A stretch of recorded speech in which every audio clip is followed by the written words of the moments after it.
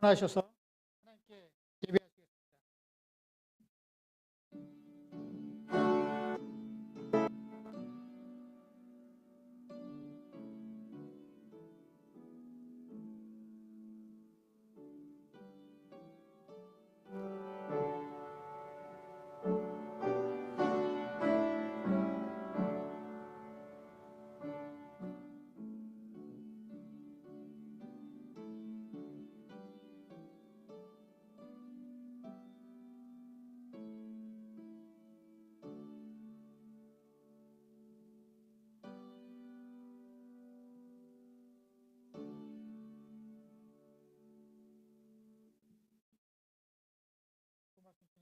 감사합니다.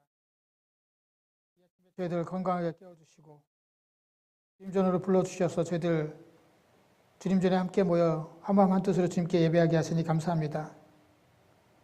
이 예배에 함께하고 계신 주님께서 이 예배를 기뻐 받아주시고 이 예배를 주관해 주시며 이 예배를 함께 하는 당신의 성도들 한 사람 한 사람 이 예배를 통해서 축복해 주시옵소서.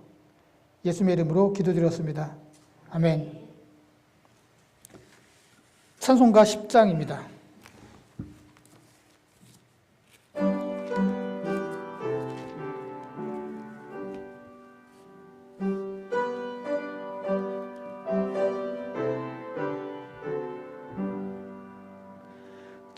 전능왕 오셔서 주 이름 찬송케 하옵소서. 영광과 권능의 성부여 오셔서 우리를 다스려 주옵소서. 강생한 성자여 오셔서 기도를 들으소서. 택하신 백성들 복 내려 주시고 거룩한 마음을 주옵소서. 위로의 주 성령 오셔서 큰 증거 주옵소서. 전능한 주시여 각 사람 마음에서 떠나지 마시고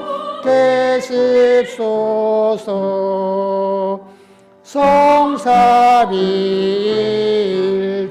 성삼위일체께 한없는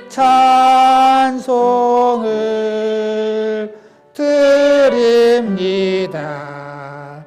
존귀한 주님을 영광 중 배웠고 영원히 모시게 하옵소서. 아멘. 교동문 115번입니다.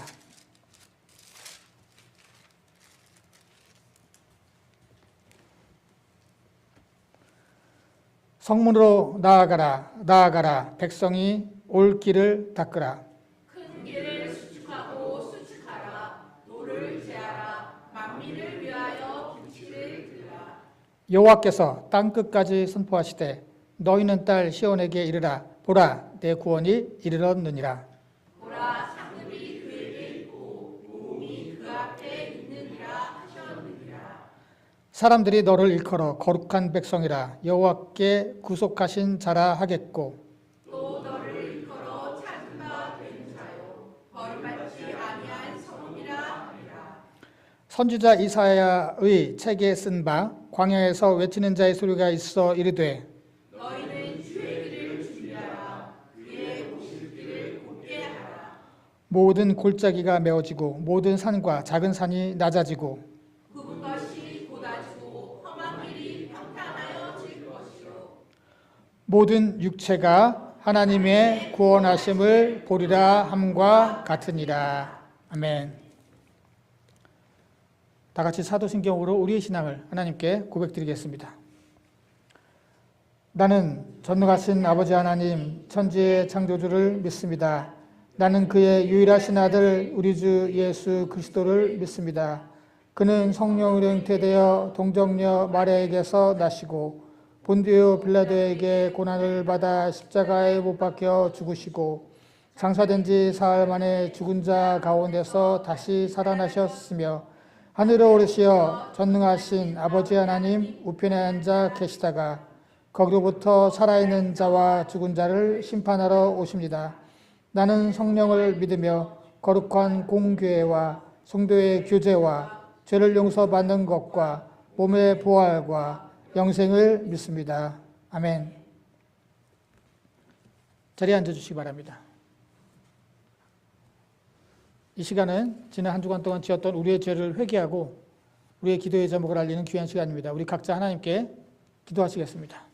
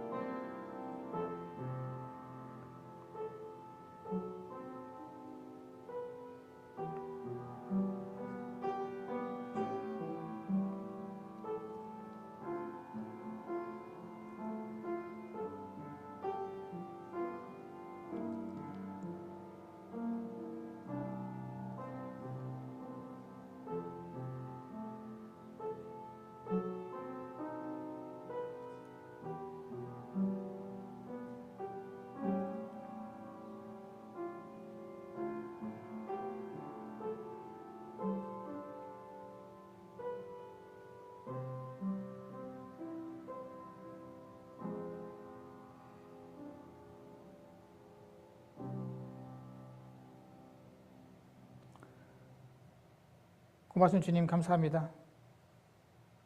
지난 한 주간 동안도 저희들을 홀로 두지 아니하시고 주님께서 친히 저희들과 동행해 주시고 저희들을 지켜주시고 인도해 주신 것을 주님 감사를 드립니다.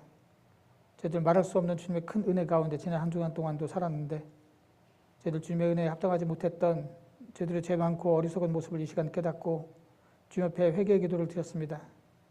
저희들을 불쌍히 여겨주시고 저희들 용서해 주시옵소서. 또한 아버지 하나님 저희들 개인적인 기도의 제목도 하렸습니다.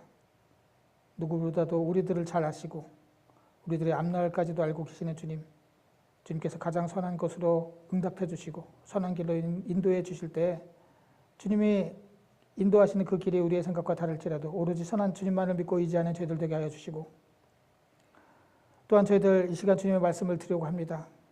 주님 말씀해 주실 때 저희들의 생각을 주관해 주시고 마음을 열어주시고 열린 길을 허락해 주셔서 그 말씀이 저희들 마음밭에 떨어져서 열매 맺는 귀한 말씀 되게 하여 주시옵소서. 예수님의 이름으로 기도드렸습니다. 아멘. 찬송가 272장입니다.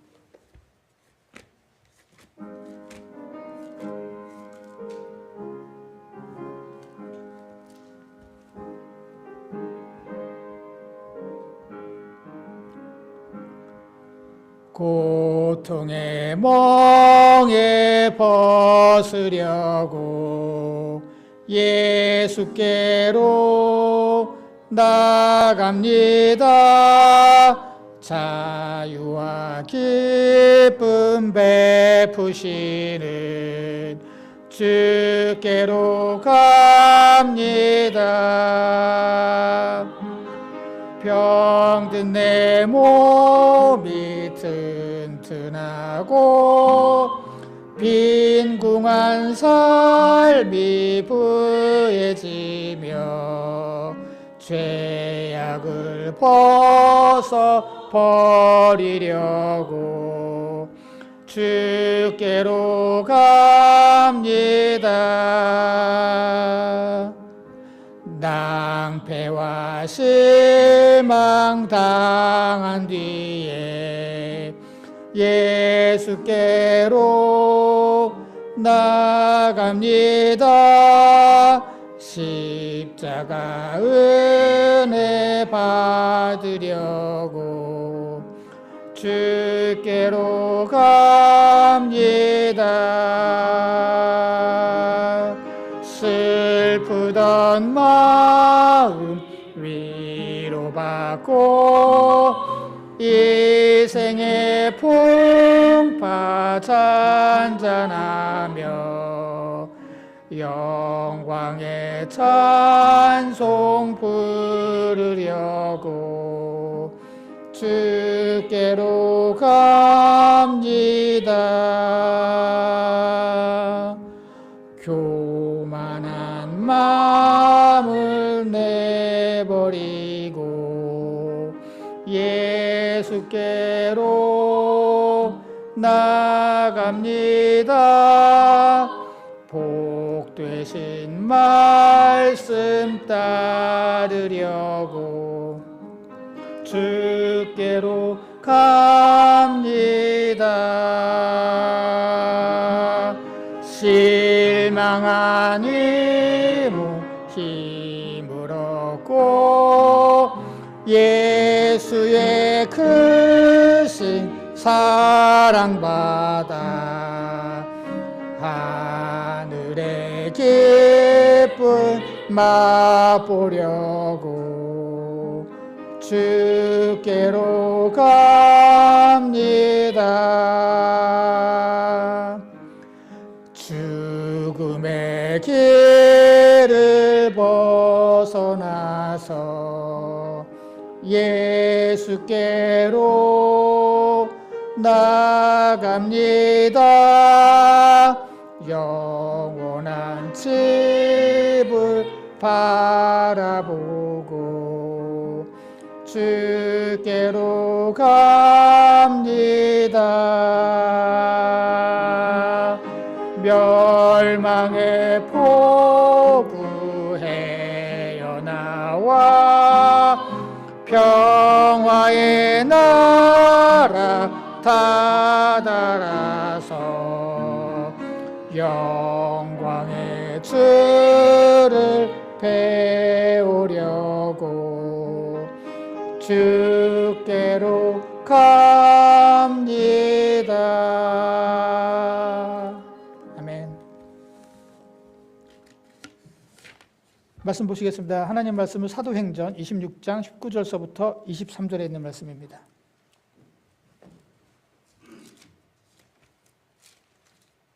사도행전 26장 19절서부터 23절에 있는 말씀. 저와 여러분이 한 절씩 교독하겠습니다. 아그리빠 왕이여, 그러므로 하늘에서 보이신 것을 내가 거스르지 아니하고 먼저 다메섹과 예루살렘에 있는 그 사람과 유다 온 땅과 이방인에까지 회개하고 하나님께로 돌아가서 회개에 합당한 일을 하라 전하고 유대인들이 성전에서 나를 잡아 죽이고자 하였으나 하나님의 도우심을 받아 내가 오늘까지 서서 높고 낮은 사람 앞에서 증언하는 것은 선지자들과 모세가 반드시 되리라고 말한 것밖에 없으니 함께 읽겠습니다. 곧 그리스도가 고난을 받으실 것과 죽은 자 가운데서 먼저 다시 살아나사 이스라엘과 이방인들에게 빛을 전하시리라 하니라. 아멘. 자리에 앉아주시기 바랍니다. 함께 하나님께 예배하시는 모든 분들 주님의 이름으로 축복합니다. 자, 오늘부터 교회 절기로는 이제 대강절이 시작이 됩니다. 대강절은 성탄절을 앞둔 네 번의 주일. 그러니까 그냥 쉽게 말해서 추수감사절 그 다음 주일부터 성탄절까지 대강절이에요. 대강절이라고 하는 것은 강림하다 할 때 그 오심을 뜻하는. 그래서 우리가 자주 대강절 때마다 말씀드리지만 아드벤투스, 영어로 애드벤투스, 라틴어로는 아드벤투스, 오다, 도착하다라는 것을 의미하거든요. 원래 지난번 대강절 때도 말씀드렸지만 이 아드벤투스라고 하는 라틴어 대강절이라고 하는 단어는 원래 기독교 용어가 아니에요. 기독교에서 사용하던 용어가 아니에요. 당시에 로마 황제가 이제 등극을 하면은 각 도시마다 시찰을 하거든요. 그래서 황제가 우리 도시에 오신대, 황제가 우리 마을에 오신대 라고 했을 때 그때 황제의 도착, 옴을 아드벤투스라고 했거든요. 그런데 기독교에서는 이 용어를 사용해서 진짜 황제는, 진짜 왕은 로마의 황제가 아니야. 진짜 왕은 누구? 예수 그리스도시야. 그러니까 진짜 왕이신 예수 그리스도가 이 땅에 오심, 그것이 진짜 아드벤투스야. 그래서 그 용어를 차용해서 기독교에서 이 대강절이라는 말을 사용하고 있는 것이에요. 그러니까 이 대강절이라는 말은 단순히 절기를 의미하는 것이 아니라, 절기의 이름이 아니라 우리가 예수 그리스도를 왕으로 모시고 있다, 믿고 있다라고 하는 어떤 신앙 고백까지 같이 들어가 있는 용어입니다. 이게 추수감사절이 이제 감사하는 절기지 않습니까? 그러니까 이제 예수 그리스도가 이 땅에 우리를 위해서 오신 이제 그것에 초점을 맞춰서 감사를 하는 것이에요. 대강절을 통해서. 예수님이 이 땅에 오셨지. 왜 오셨을까? 우리를 위해서. 우리의 무엇을 위해서? 우리의 구원을 위해서 예수 그리스도께서 이 땅에 오셨으니 이 성탄절을 준비하면서 우리가 그 예수 그리스도의 오심에 대해서 포커스를 맞추고 감사하는 거예요. 그래서 대강절은 성탄절을 준비하고 그리고 다시 오실 주님, 이 땅에 약속대로 이 땅에 예수님께서 2000년 전에 오셨는데 또 약속대로 예수님께서는 다시 오실 텐데 그 다시 오실 주님을 믿고 우리가 준비되어 있는가, 과연 예수님마저 준비가 되어 있는가를 점검하는 절기가 바로 이 대강절입니다. 저희들 사도행전 말씀 함께 읽었습니다. 사도행전은 이제 예수님이 승천하시고 난 다음에 약속을 하시죠. 성령이 너희에게 임하실 것이라고. 그래서 그 제자들을 포함한 120명의 성도들이 예수님을, 성령이 오실 것을 기다리면서 함께 기도를 하죠. 다락방에 모여서. 그리고 예수님께서 승천하신 지 열흘이 지나서 오순절에 그때 성령이 임하고 성령을 받은 성도들이 이제 사도들이 이제 복음을 증거하면서 교회가 세워지는 그걸 담고 있어요. 그런데 그게 이제 1장에서부터 12장까지의 내용이에요. 사도들이 말씀을 증거하는 것이. 물론 9장에 바울의 회심에 대해서 잠깐 나오고 있지만 대부분 그렇고요. 그런데 13장서부터는 이제 완전히 바울에게만 초점을 맞춰요. 바울이 이방 지역에 어떻게 복음을 증거했는가에 대해서 13장서부터 끝장까지 사도행전이 기록하고 있는데 오늘은 바울의 이제 맨 마지막 절에, 마지막 부분에 해당이 되죠. 바울이 예루살렘을 방문했어요. 전도여행을 다 끝나고. 우리가 1차, 2차, 3차 전도여행이라고 하는데 뭐 헷갈리면 그냥 아실 필요 없고. 하여튼 바울이 전도여행을 갔다가 돌아왔어요, 예루살렘에. 가면 죽는다고 막 그 사람들이 막 붙잡았지만 바울은 예루살렘에 돌아갔어요. 그런데 예루살렘에 있는 사람들이 굉장히 기분이 나쁜 거예요, 바울이. 자꾸 이방 사람들에게도 뭐 성령이 임한다는 둥, 이방 사람들도 뭐 예수를 믿으면 구원을 받는다는 둥 뭐 이렇게 하니까 기분이 안 좋았어요. 그래서 바울을 누명을 씌우죠. 저 사람이 성전을 더럽혔다 라고 누명을 씌우면서 그를 체포합니다. 그 체포해서 이제 바울이 오늘 가이사랴 감옥에 갇힌 상황이에요. 오늘 이제 말씀할 때가. 그런데 그때 마침 로마의 총독이 새로 부임했어요. 베스도라고 하는 총독이. 근데 이 사람은 오자마자 아무것도 모르죠. 거기 물정에 대해서 아무것도 몰라요. 그런데 바울이라고 하는 사람이 잡혀와서 뭐 재판을 해달라네. 그래서 이제 뭐 어떡하나 이렇게 저렇게 생각하고 있는 차에 오늘 얘기나 아그리빠 왕이요 이렇게 나오죠. 이 아그리빠는 헤롯의 손자예요. 헤롯 대왕의 손자예요. 우리가 알고 있는 헤롯, 예수님 탄생했을 때 있었던 그 헤롯 대왕. 그 헤롯 대왕이 죽고 난 다음에 나라가 이게 원래는 헤롯 대왕이 유다 지역 전체를 다 다스렸는데 헤롯이 죽고 난 다음에 그 아들들이 이렇게 막 지역을 갈라서 이렇게 지역을 다스리기 시작을 했어요. 그래서 우리가 보통 성경에 나오는 헤롯은 헤롯 대왕의 아들을 의미해요. 대부분 다. 예수님이 탄생했을 때 나타났던 말씀했던 그 헤롯만 빼고 그 나머지 헤롯들은 다 헤롯 대왕의 아들들을 의미해요. 요한을 목을 베었던 헤롯 왕도 헤롯 왕의 아들을 의미하고. 얘는 손자예요. 아그리빠 왕은.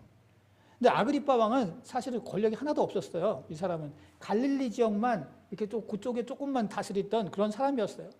그런데 이 아그리빠 왕이 총독이 새로 부임했으니까 인사를 온 거예요. 총독이 벌써 위거든요, 자기보다. 그래서 부임하신 걸 감사합니다, 축하합니다 해서 인사하러 왔는데 마침 이제 총독이 내가 지금 바울이라고 하는 사람을 지금 이 사람 유대인들이 뭐 성전을 모독했다고 잡아왔는데 난 지금 유대인들에 대해서 알지도 못하고 당신 유대인들 왕이니까 당신 대신 한번 신문 좀 해서 이 사람이 죄가 뭔지 한번 좀 알아봐 좀 주시오. 해서 아그리빠 왕이 바울을 세운 거예요. 그래서 지금 아그리빠 왕한테 지금 얘기를 하는 거예요, 바울이. 지금 상황이 그렇습니다. 자, 바울이 아그리빠 왕 앞에서 무슨 얘기를 하냐? 20절, 자기가 먼저 다메섹과 예루살렘에 있는 사람과 유대 온 땅과 이방인에게까지 회개하고 하나님께로 돌아와서 회개에 합당한 일을 전하라고 자기가 그렇게 전했다는 거예요. 자, 여기서 지금 예루살렘, 온 유대와 이방인 땅, 이건 우리가 다 알고 있는 사도행전 1장 8절, 예수님께서 승천하시기 전에 너희가 권능을 받고 온 예루살렘과 온 유대와 사마리아와 땅끝까지 이르러 내 복음의 증인이 될 것이다 라고 그 예수님께서 명령을 주셨잖아요. 사도 바울은 그 명령에 합당한 복음을 증거했다, 나는 지금. 그리고 자기가 지금 다메섹이라고 먼저 나왔어요. 근데 다메섹은 뭐예요? 사도 바울이 다메섹으로 예전에 바리새인이었잖아요. 사도 바울이 보기에는 아무리 봐도 이 그리스도인은 이단이에요.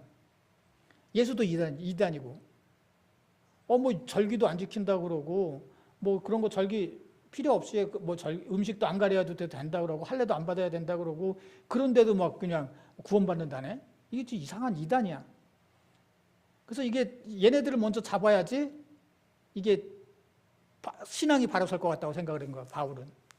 그래서 다메섹에 그리스도인들이 많이 사니까 그쪽 지역을 내가 잡으러 가야겠다 해서 체포영장 받고서 다메섹에 가다가 예수님을 만나잖아요. 예수님을 만나고 이제 예전에는 자기가 예수님을 믿는 사람을 잡아 죽이러 다녀다가 완전히 바뀌어서 어떻게 돼요? 이제 예수님을 위해서 목숨을 걸고 복음을 증거하는 사람으로 완전히 바뀌죠. 예수님을 만난 전과 예수님을 만난 후가 완전히 180도 바뀌었어요. 우리도 마찬가지입니다. 우리가 예수를 믿고 난 이전과 예수를 믿고 난 후는 변해 있어야 돼요. 예수를 믿었는데 교회 다니는 거 빼고는 다 바뀐 게 하나도 없어. 그럼 뭔가 이상한 거예요. 이 땅에 오신 예수님을 감사하고 다시 오실 주님을 맞이하는 준비를 하는 이 대강절에서 그냥 아무런 변화 없이 믿기 이전에 예전에 그 잘못된 습성을 그대로 간직하고 우리가 예수님을 기다린다면 예수님을 만날 수가 없어요. 바울이 뭐라고 얘기했다고요? 그 예루살렘과 유대와 이방인들, 땅끝, 이방인 지역은 땅끝을 의미하죠. 그 이방인 지역까지 하면서 뭐라고 얘기했다고? 회개에 합당한 일을 하라고 전했대요. 회개에 합당한 일. 자, 이 회개하라라고 하는 것은 복음의 핵심이죠. 예수님이 한마디로 회개하라 천국이 가까웠느니라. 예수님이 가르치셨던 말씀이 바로 그거예요. 마태복음 4장 17절. 예수님께서 사탄의 시험을 이기시고 난 다음에 세례 요한이 잡혔다는 말씀을 듣자마자 예수님께서 이제 본격적으로 공생애를 시작하시면서 하셨던 첫 마디죠. 이때부터 예수께서, 이때는 지금 세례 요한이 잡혔다고 소식을 들었을 때, 그때부터 비로소 전파하여 이르시되 회개하라 천국이 가까웠느니라. 그러니까 우리가 복음을 믿고 예수를 믿는다는 건 뭐냐? 회개하는 것이고 회개에 합당한 일을 하는 거예요. 회개는 뭡니까? 오늘 저희들 여기 마태복음에도 나와 있고 오늘 읽은 사도행전에 나와 있지만 회개, 메타노이오, 제가 계속 말씀드렸죠. 메타, 영어로 메타가 무슨 뜻이에요? 바뀌다는 거잖아요. 바뀌다. 화학적으로 막 바뀌고 하는, 변화되다 이런 뜻이잖아요. 헬라어에서 똑같아요. 메타, 노예요, 마음이란 뜻이에요. 마음. 그 당시 내가 마음이 바뀌었어가 아니라 중심이 바뀌었다는 거예요. 완전 중심이. 그 당시에 헬라 철학을 알면은 이 마음이 어떤 뜻인지 다 알고 있어요. 중심이라는 뜻이에요. 단순히 그냥 내 설레는 마음, 마음가짐이 아니라 완전 중심. 중심이 바뀌는 것. 삶이 전체가 바뀌는 거. 이게 회개예요. 헬라어로. 그럼 히브리어로 구약에서 회개는 뭐냐? 슈브. 돌아가는 거예요. 돌아가다, 되돌리다, 돌이키다. 방향을 완전히 바뀌는 게 회개예요. 내가 지금까지는 이 방향으로 살았는데 예수를 믿고 난 다음에 이제는 그 방향이 바뀌어서 세상을 향한 삶이 아니라 그리스도를 향한 삶으로 완전히 나의 삶의 방향이 바뀌는 것을 히브리어로 회개라고 그래요. 우리나라 말로 회개는 뭐예요? 뉘우칠 회자. 개 뭐예요? 고칠 개자예요. 뉘우치는 게 회개가 아니에요. 뉘우쳐서 고치는 것. 그러니까 지금 이게 공통점이 뭐예요? 다 회개란 입술의 고백이 아니라 실제로 나의 삶이 바뀌는 것을 회개로 하면. 지난주에 우리가 그랬잖아요. 감사라고 하는 말은 야다라는데 원래 이게 야드, 손에서 나온 말이거든요. 따라서 감사는 입술에 관한 것이 아니라 다시 말해서 행위에 관한 것이다 라고 말씀드렸어요. 지난주에. 회개도 마찬가지예요. 회개도 입술에 잘못했습니다. 그냥 그 후회나 뉘우침이 아니라 입술에 관한 것이 아니라 이것도 행위에 관한 거예요. 내 삶이 변화되고 바뀌는 것. 그것이 진정한 회개예요. 그리고 오늘 보니까 오늘 말씀 보면 20절에 그래서 회개에 합당한 열매를 맺어라 라고 말씀하셨어요. 합당한 일을 하라 그랬죠. 합당한 일. 회개에 합당한 일을 하라. 내가 이제 회개를 했으면은 거기에 합당한 일이라고 하는 단어는 여기서 엘곤, 노력하다, 노동하다, 혹은 올림픽 그 당시 그리스 시대에 로마 그리스 시대에 올림픽 선수들이 스포츠 선수들이 막 권투 선수나 격투기 선수들 있잖아요. 이 사람들이 막 엄청나게 체력 단련을 하는 것, 훈련을 하는 것. 그래서 엘곤이라고 해요. 오늘 나왔던 단어. 그러니까 우리가 회개를 하는데 그 합당한 삶을 살아가는 거예요. 근데 그 합당한 삶이 쉬운 게 아니에요. 우리가 열심히 노력해야 되고 막 노동하는 것처럼 육체적 노동처럼 열심히 노동을 해야 되는 것이고 막 스포츠 선수들이 열심히 매일마다 그렇게 각고의 노력을 하고 훈련을 쌓는 것처럼 매일마다 각고의 노력과 훈련과 애씀으로 말미암아서 그렇게 나의 회개에 합당한 삶을 살아가는 것, 이것이 바로 회개이고 회개에 합당한 일이에요. 예수님께서 전했던 말씀도 결국은 그 회개에 합당한 일이라고 하는 것이죠. 그럼 우리가 올 한 해 나는 회개에 합당한 일을 하기 위해 살아왔는가? 회개에 합당한 일을 하면서 살아왔는가? 부족했다면, 그러지 못했다면 이제 딱 한 달 남았죠. 오늘이 11월의 마지막 날인데 12월 달 딱 한 달 남았습니다. 한 달을 회개하면서, 이 대강절은 또 회개의 절기이기도 하거든요. 오시는 주님을 내가 맞을 준비가 되어 있을까? 내가 잘못된 게 있을까? 회개하는 주간이고, 그 회개라고 하는 것은 회개에 합당한 일까지 포함하는 것이기 때문에 이제부터 회개에 합당한 일로서 이 한 달을 마무리해야 되겠습니다. 그러면서 바울이 뭐라고 또 전하냐? 22절에 바울이 이걸 보면은 참, 내가 하나님의 도우심을 받아 오늘에 서가지고 저기 뭐 아그리빠 왕도 있고 아마 베스도도 있었을 거예요. 총독도 뭔 얘기 하나 듣고 있었을 테고 뭐 다른 사람들도 쭉 구경을 하고 있었나 봐요. 내가 하나님의 도우심으로 내가 지금 이렇게 여기 서서 높고 낮은 사람들 앞에 증거하게 되었다. 이렇게 얘기를 하고 있어요. 하나님의 도움, 무슨 도움이요? 인간적으로 봤을 때 무슨 하나님의 도움이 어디 있었어요? 지금 잡혀와 있는데 지금 죄수로 있는 거예요. 본인이 무슨 엄청나게 성공해서 연사로 나와서 연설을 하는 게 아니에요. 지금 죄수로 나와서 지금 그전엔 바로 앞장에선 죽을 뻔했어요. 바울이. 지금 앞날도 어떻게 될지 알 수가 없어요. 자기 자신이 무슨 형벌을 받을지 알 수가 없는 지금 형편이에요. 아니, 죄수로 나와서 지금 재판정에 서서 자기를 변론하고 있잖아요. 이게 무슨 하나님의 도움이에요. 자기가 잘못해서 뭐 이렇게 재판을 받는 것조차도 억울한데 잘못한 거 하나도 없는데 하나님의 성전을 못 얻겠다고 누명을 써가지고 억울하게 잡혀와서 죄수를 거기는데 무슨 도움이에요, 그게? 아니, 하나님의 도움이 있었다면 성공했어야지. 잘 됐어야지. 우리가 생각하는 하나님의 도움은 그런 거 아닌가요? 그 재판정에 서가지고 죄수로 있지 말고 재판장이 돼서 거기 탁 앉아가지고 다른 사람을 재판하고 있어야지. 그래야지 하나님께서 도우신 거지. 근데 바울은 그렇게 생각하지 않았어요. 자기가 잘 되는 게 하나님의 도움의 결과라고 생각하지 않았어요. 자기의 문제가 해결되는 게 하나님의 도우심의 결과라고 생각하지 않았어요. 물론 하나님께서 우리의 문제를 해결해 주시고 우리를 잘 되게 도와주세요. 그런데 그렇지 않을 때도 굉장히 많아요. 바울은 지금 철저하게 자기 중심이 아니라 하나님 중심에서 보고 있는 거예요. 내가 지금 하나님의 말씀을 여기서 증거하고 있네? 하나님께서 나에게 이 말씀을 증거하라고 하시네? 근데 마침 높고 낮은 사람이 다 모여있네, 여기 지금. 얼마나 좋은 기회야. 이게 하나님의 도우심이야. 지금 내가 죄수로 있고 내가 지금 내 앞날이 어떻게 될지 그 불투명하고 그건 상관없어. 내가 지금 여기서 하나님의 말씀을 증거할 수가 있어. 이게 하나님의 도우심이고 하나님의 은혜야. 이렇게 생각을 했어.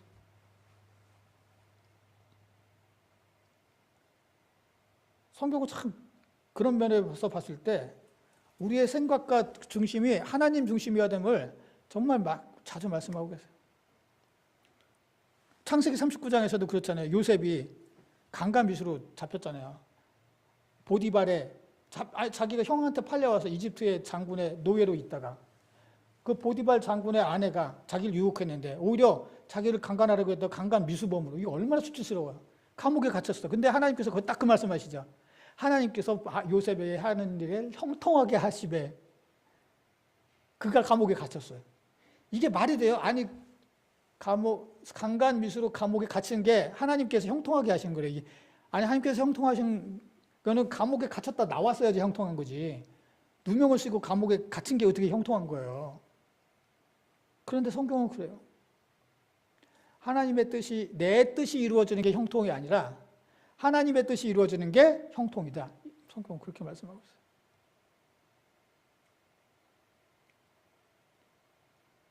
여러분들 통해서 하나님의 뜻이 이루어지는 형통함을 누리시길 바랍니다.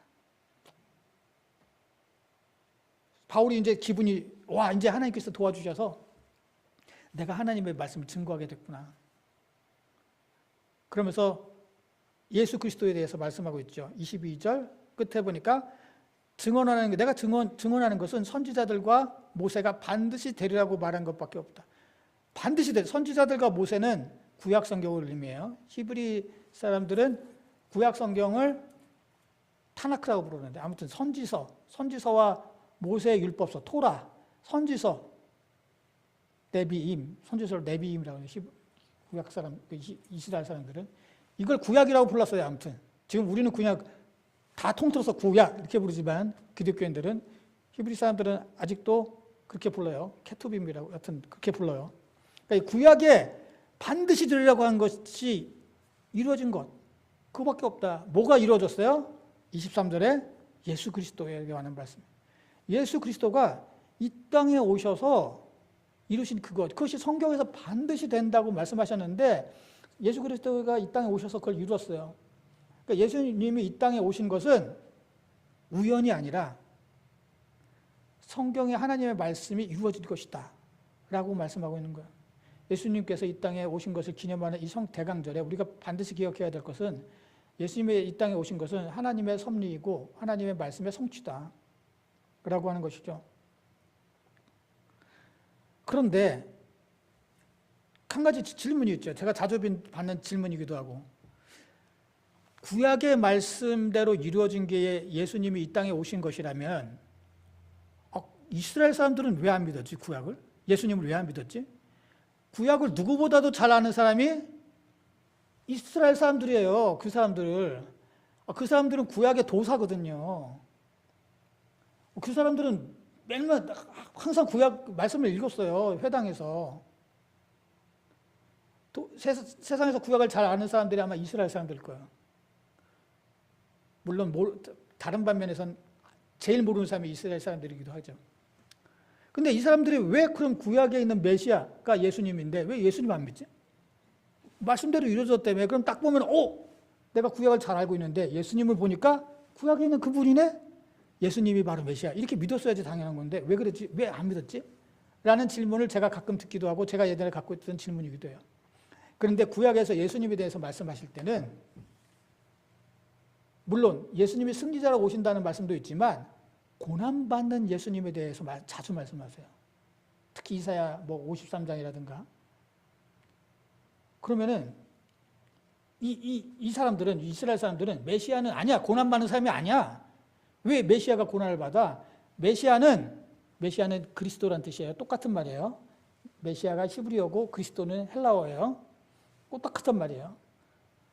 메시아는 말이지 승리해가지고 이방 사람들로부터 이스라엘을 구원하는 사람이 메시아야. 근데 무슨 메시아가 잡혀서 죽고 이래? 말도 안 돼. 이거는 메시아가 아니야. 그래서 구약에서 예수님에 관해서 예수님은 고난받아서 어린 양으로 죽고 우리의 죄를 대신 지고 하는 이런 말씀을 그냥 이건 메시아에 관한 말씀이 아니야. 다른 사람에 관한 말씀이야. 그 사람들은 그렇게 안 믿었어요. 그런데 예수님이 왔는데 구약에 고난받는 그리고 우리의 죄를 대신 지는 그 구약의 말씀을 성취하시는 분이었어요. 근데 이 사람들은 애초부터 그건 메시아에 관한 말씀이라고 안 믿었거든. 무슨 메시아가 고난을 받아. 오히려 승리하는 거지. 라고 생각해서 예수님을 안 믿었기 때문에 예수님은 메시아는 그런 사람이라고 생각하지 않았기 때문에 고난받는 예수님을 믿지 않았던 거예요. 그런데 바울은 어떻게 해요? 예수님께서 고난받으실 것. 이 땅에 오셔서 예수님께서 이 땅에 왜 오셨어요? 고난받으러 오셨어요. 우리를 위해서 죽으러 오셨어요. 그리고 죽은 자 가운데서 살아나셔서 먼저 살아나셨다. 먼저면 우리가 지난번에도 말씀드렸지만 먼저면 나중도 있네? 나중은 누구? 우리들. 부활의 첫 열매가 되신 주님. 그리고 우리들도 예수 그리스도를 믿으면 영생을 얻어서 우리가 죽은 자 가운데서 부활하게 된다라고 하는 것이죠. 그리고 이스라엘과 이방인들에게 복음을 전한다. 빛을 전한 것밖에 없다라고 말씀하고 있습니다. 그래서 이 말씀이 사실은 우리들이 꼭 알고 있어야 되는 말씀이에요. 그래서 시애틀 퍼시픽 유니버시티의 로버트 월이라고 하는 신약학 교수는 오늘 26장 23절에 있는 말씀이 그 복음의 핵심이다 이렇게 얘기를 했어요. 복음의 핵심을 한 줄로 요약하라 그러면은 26장 23절로 요약할 수 있어 이렇게 말씀하고 있어요. 그 사람 그렇게 얘기를 하고 있어요. 그 사람의 오늘 사도행전 주석서에서 그리스도가 고난을 받으셨고 죽은 자 가운데서 살아나셨고 먼저 살아나셨고 그리고 이스라엘과 이방인들을 구원하시는 구원의 빛이 되셨다. 바울은 이렇게 이 땅에 오신 예수님을 증거하고 있었습니다. 결론적으로 말씀드리겠습니다. 대강절입니다. 진정한 왕으로 오신 예수님을 기념하고 성탄절을 준비하는 기간이고 다시 오실 주님을 맞이할 준비를 하는 절기입니다. 성탄절을 준비한다는 건 크리스마스 트리를 장식하고 캐롤을 부르며 선물을 준비한다는 게 아닙니다. 그건 안 믿는 자들도 하는 것입니다. 성탄절을 준비한다는 것은 우리를 죄에서 대속하신 예수님을 깨닫고 우리가 회개하고 그에 합당한 일을 하고 있는가 점검하면서 그에 합당한 일을 해 나가는 것이 바로 성탄절을 준비하는 일입니다. 우리는 이 대강절에 회개하며 이 땅에 오신 예수님께 감사하는 절기로 삼아야 됩니다. 예수님은 구약의 말씀의 성취입니다. 그리스도가 이 땅에 오신다는 구약의 말씀은 예수 그리스도가 오심으로 말미암아서 이루어졌습니다. 이제 다시 오실 것이라고 하는 그 말씀도 분명히 이루어집니다. 우리가 그때가 언제인지 알 수는 없지만 언제 예수님께서 오시든 우리는 그분을 맞을 준비가 되어 있어야 됩니다. 그 준비를 하는 것이 바로 이 대강절의 절기입니다. 오신 예수님께 감사하고 회개하고 다시 오실 주님을 맞을 준비를 하시는 준비가 되는 여러분들 되시기를 주님의 이름으로 기원합니다. 기도하시겠습니다. 고맙습 주님 감사합니다. 저희들 믿는 자들로서 과연 주님께 회개하고 그 회개에 합당한 일을 하고 살아가는가, 이 말씀을 통해서 우리들을 다시 한번 되돌아보게 하시니 주님 감사합니다. 믿는 자들로서 저희들 입술로만 회개하는 것에서 그치는 것이 아니라 그에 합당한 일을 하며 살아가는 저희들 되게 해주시고, 그 합당한 일을 하는 가운데 여러 가지 어려움과 유혹과 또한 고난이 있을지라도 저희들 성령의 도우심으로 능히 이기는 저희들 되게 하여 주시옵소서. 우리를 구원하시기에 이 땅에 오신 주님 감사를 드립니다. 진정으로 그 주님의 은혜를 깨닫고 감사가 넘치는 이 대강절 되기를 원합니다. 주님 저희들의 마음을 붙잡아 주시옵소서. 또한 저희들 예수님께서 다시 오심을 저희들 믿습니다. 그때를 저희들은 알 수 없으나 저희들 다시 오실 주님을 믿고 있사오니 주님, 저희들 때가 될 때마다 준비가 되어 있는 저희들 되게 하여 주시옵소서. 예수님의 이름으로 기도드렸습니다. 아멘.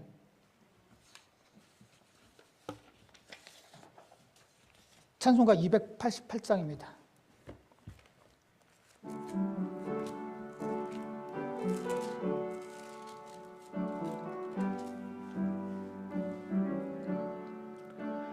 예수를 나의 구주 삼고 성령과 피로써 거듭나니 이 세상에서 내 영혼이 하늘의 영광 누리도다.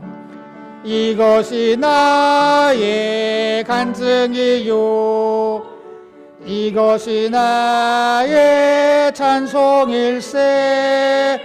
나 사는 동안 끊임없이 구주를 찬송하리로다. 온전히 주께 맡긴 내 영, 사랑의 음성을 듣는 중에 천사들 왕래하는 것과 하늘의 영광 보리로다.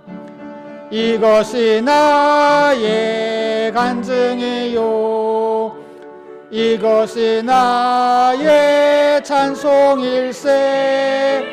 나 사는 동안 끊임없이 구주를 찬송하리로다.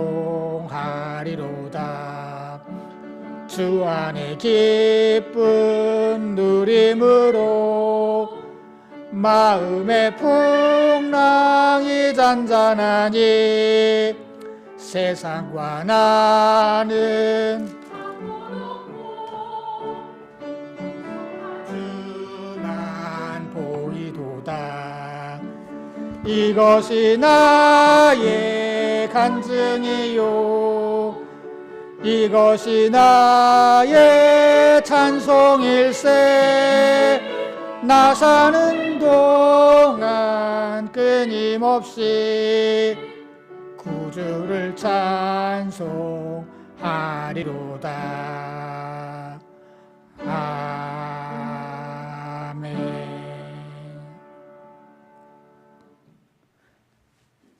바치는 걸 위해서 기도하시겠습니다. 나 사는 동안 끊임없이 구주를 찬송하겠다는 믿음과 고백으로 주님께 감사하며 이 예물을 바칩니다. 주님이 이 예물을 기뻐 받아 주시고 이 예물이 주님 뜻대로 사용하게 하여 주시옵소서. 또한 아버지 하나님, 이 예물을 바친 손길들이 있습니다. 바친 손길들 한 사람 한 사람 기억해 주시고 험한 이 땅에서 회개에 합당한 일을 하며 살아가는 동안에 주님께서 도우시고 인도하시고 축복하시는 놀라운 주님의 은혜를 체험하며 살아가는 당신의 복된 성도들 되게 하여 주시옵소서. 예수님의 이름으로 기도드렸습니다. 아멘. 인사와 강구 시간입니다. 주변 분들과 인사 나누시기 바랍니다.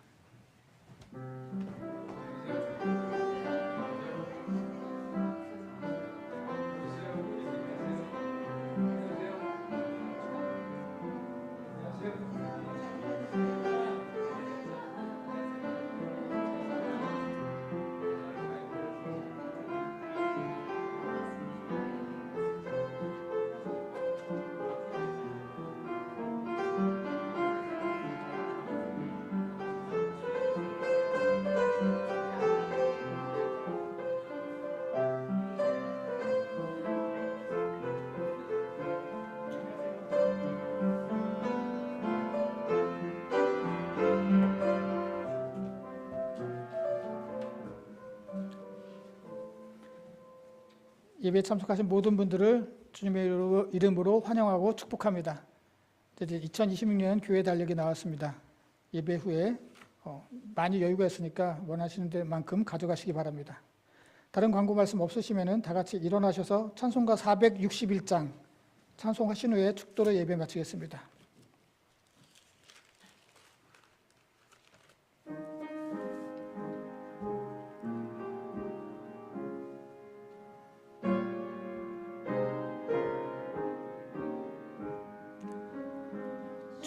십자가를 질 수 있나 주가 물어보실 때 죽기까지 따르오리 성도 대답하였다.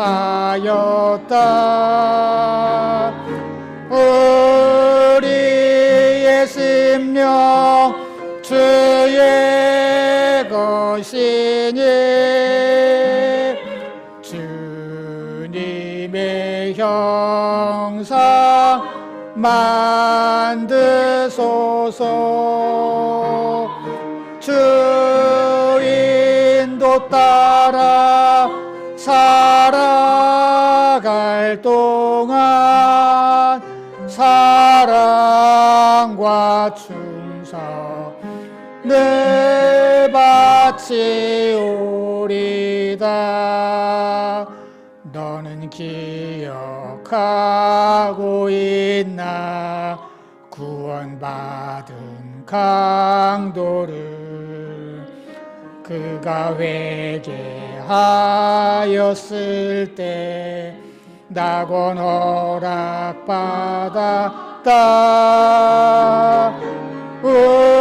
우리의 심령 주의 것이니 주님의 형상 만드소서. 주인도 따라 살아갈 동안 사랑과 충성 늘 바치오리다. 걱정 근심 어두운 그늘 너를 둘러 덮을 때 주께 내 영 맡기겠나. 최후 승리 믿으며 우리의 심령 주의 것이니 주님의 형상 만드소서. 주인도 따라 살아갈 동안 사랑과 충성 늘 바치오리다. 이런 일 다 할 수 있나 주가 물어보실 때 용감한 자 바울처럼 선뜻 대답하리라.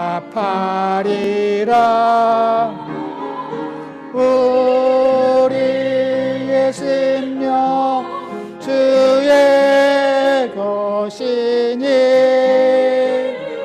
주님의 형상 만드소서. 주 인도 따라 살아갈 동안 사랑과 충성 늘 바치오리다.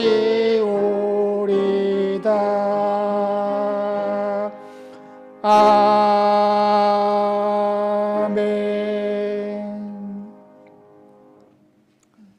기도하시겠습니다.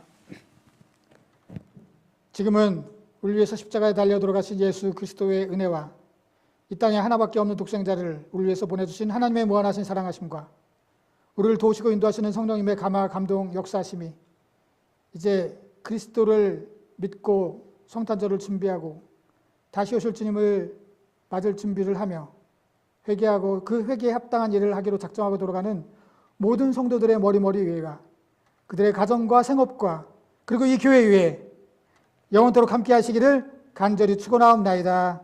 아멘.